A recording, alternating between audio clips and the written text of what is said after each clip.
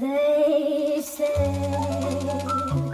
into your early life, romance can... At the beginning of this year, I went to IFFR, the International Film Festival Rotterdam in the Netherlands, which is one of my favorite festivals I ever got to visit.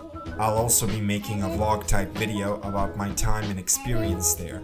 This video, on the other hand, is going to be about the films I got to see. I was there for 2 weeks and I saw a lot of films, some good, some not so good, and some hidden gems. Drama Girl is a Dutch film directed by Vincent Boykars. This film's story sounds like something right out my alley, a mixture of real life and fiction playing into each other in hopes of unearthing a greater truth about humanity.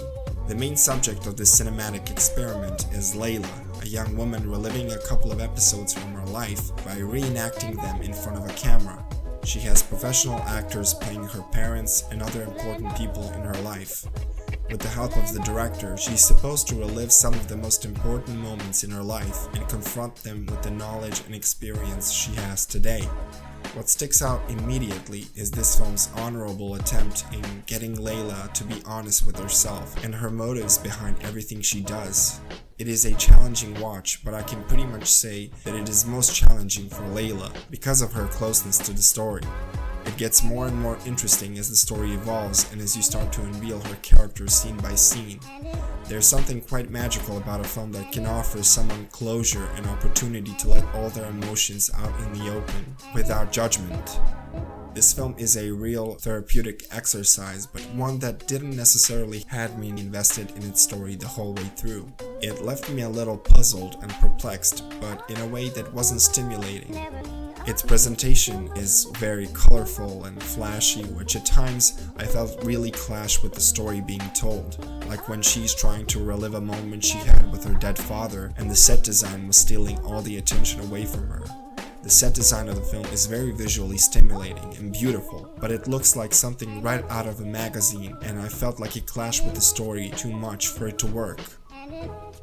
This film could have had much more interesting things to show us about her character if its style wasn't chosen over its substance. I think Drama Girl can be recommended only to heavy cinephiles that appreciate something a little out of the box, although I would hesitate in calling this film out of the box. It doesn't feel exciting and it doesn't feel very new, which bummed me out since I really love films that play with the notion of real and fictional. I would love to congratulate Layla for embracing such a project and giving it wings, because people like her are very hard to find, and as this film proves, even harder to define.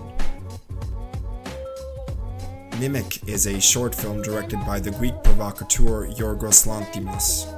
After his first mainstream success with The Favorite, he returns to his form once again in one of the best and most bizarre editions of roleplay.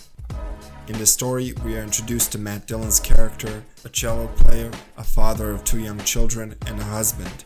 He performs his daily activities in monotony, but one day a chance encounter on the subway turns his whole life upside down.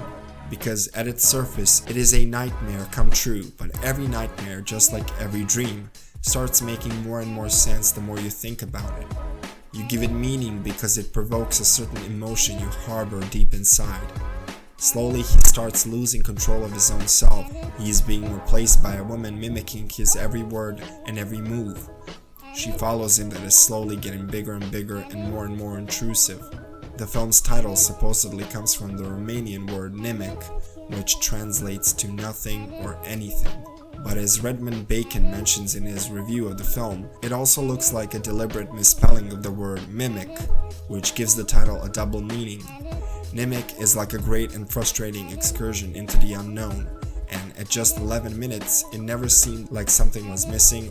This is a treat for every cinephile, especially every fan of Yorgos Lanthimos, who is craving for more bizarre and experimental films from him. It is a lane he's very comfortable in, and I appreciate this little nightmarish gem that is still crawling in my mind.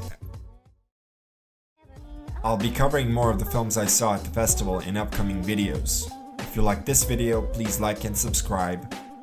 Thanks for watching.